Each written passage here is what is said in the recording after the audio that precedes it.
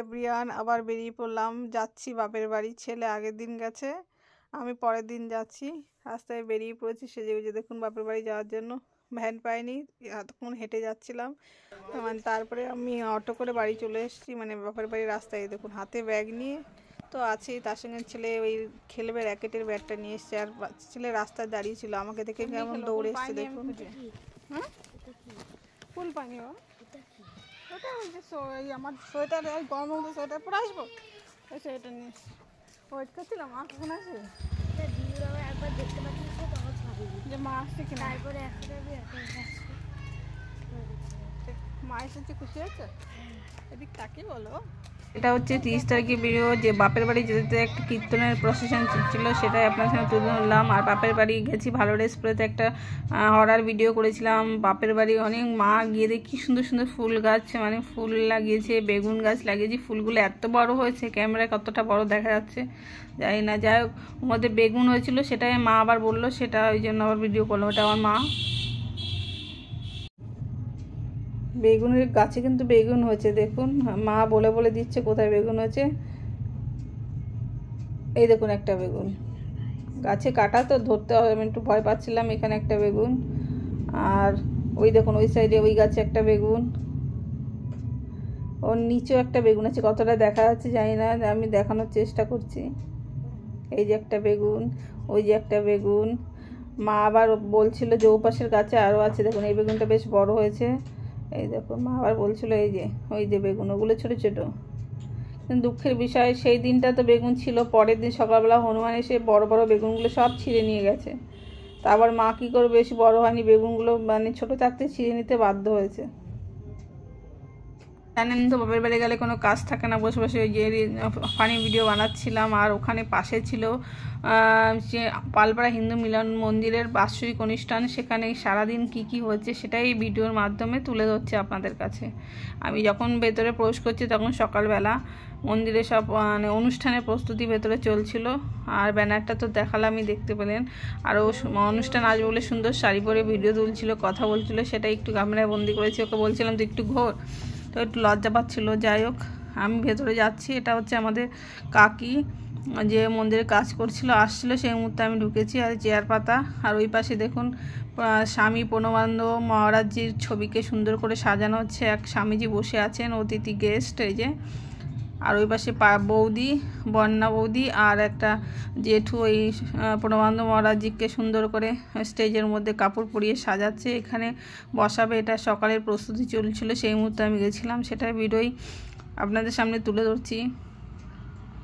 আর বৌদিকে বলছিলাম, বৌদি একটু তাকাও, তোমার মানে একটু ক্যামেরা করছি, সকালে ফাঁকা তো, এই যে বৌদিকে বলছিলাম। বৌদি আর বললো তোর ভিডিও আমি দেখি। যাই হোক, এটা হচ্ছে আর এক জেঠু। আর ওই ভেতর হচ্ছে দুপুরের সারাদিনে যে খাবারের প্রস্তুতি, সেটা একটু জুম করে দেখানোর চেষ্টা করলাম। এটা হচ্ছে প্রতিষ্ঠিত মন্দির, দেখুন, যেটা প্রত্যেক সারাদিনই মানে সারা বছর পুজো হয়। এটা হচ্ছে প্রণবানন্দ মহারাজজি, যার ছবি মন্দিরে রয়েছে। আর মন্দিরের আশেপাশে মহিলারা তার পুজোর প্রস্তুতি জিনিসপত্র আয়োজন করছে। এটা কিন্তু একদম সকালের ভিডিও। মহারাজজি এসছেন, আর একজন অতিথি এসে তাকে নমস্কার করলো। আর বাচ্চাগুলো দেখুন সকাল থেকে আনন্দ শুরু করে দিয়েছে। এটা এই 4টে বাচ্চা আমার ছেলের বন্ধু হয়ে গেছিলো। এটা যেহেতু আমার বাপের বাড়ি, আর আমার ছেলে প্রথমে গিয়ে লজ্জা পাচ্ছিলো, যাই হোক পরে ওদের সাথে মিশে গেছিলো। মা আবার সেদিন দুপুরবেলায় একটু পৌরসভা যাচ্ছিলো, দরকার ছিল, তাই মা একটু টাটা করে গেল। আমি ওখানে একটা স্টল বসেছে, এই যে স্বামীজি স্টল দিয়েছে, পেন, ছোটো ছোটো গীতা, অনেক রকমের ঠাকুরের জিনিস। আমার ছেলে পাগল করে দিচ্ছে, দুপুরবেলা নিয়ে গিয়ে সেই পেন কিনে আনলো। আর স্বামীজির ছবি তুলছিলাম, দেখুন স্বামীজি কি সুন্দর দাঁড়িয়ে আছে।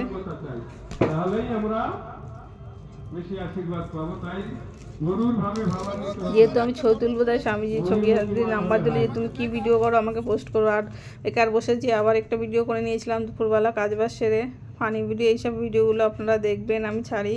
তারপরে দুপুরবেলায় চলে গেলাম, পৌঁছে গেলাম মানে প্রসাদ খেতে। এই যে মা আর আমি বসে পড়েছি, আমাদের পাতে পড়ে গেছে খিচুড়ি আর ঘ্যাট। এই দেখুন সবাই বসে খাচ্ছে, আমি এই পাশে মা আর আমি বসেছি, আর ওই পাশে পাড়ার সব লোকজন বসে। এটা একটা বৌদি।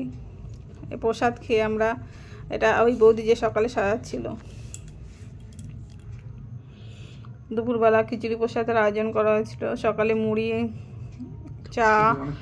আর এটা হচ্ছে সন্ধ্যাবেলায় যজ্ঞ হবে, তার জন্য আমি দেখতে গেছিলাম। তা গিয়ে দেখি যজ্ঞ এখন স্টার্ট হয়নি, ঠাকুরের কথা হচ্ছে, সেটাই কিছুটা তুলে এনেছি। তা ওখান থেকে ফিরে আসছিলাম, তখনও যজ্ঞ স্টার্ট হয়নি বলে আমি বাড়িতে চলে এসে বাড়ির সামনে দাঁড়িয়েছিলাম। বাড়িতে সামনে 10 মিনিটও দাঁড়ায়নি, এর মধ্যেও যজ্ঞর মানে হবে, তৈরি হবে, মানে শুরু হবে বলে মাইকে অ্যানাউন্স করেছে, আবার চলে গেছিলাম ওখানে। যজ্ঞ শুরুতে কী হচ্ছে দেখতে থাকুন, ভালো লাগে।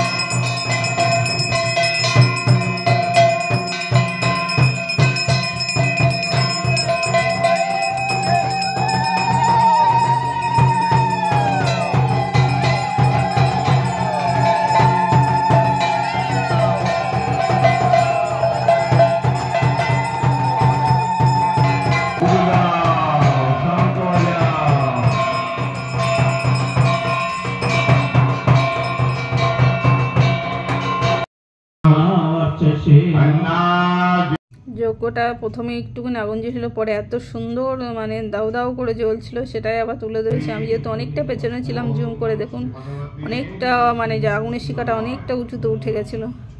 যাই হোক, মাঝখানে গিয়ে আমি আবার ছেলেকে বাড়ির থেকে আনতে গেছিলাম, এসে বেশিটা ভিডিও আমি করতে পারিনি। এসে আমরা তখন যজ্ঞটা শেষ হয়ে গেছে, যজ্ঞের মধ্যে শেষের পরে যে শান্তি জল সবাইকে দেয় সেটা আমরা পেয়েছি।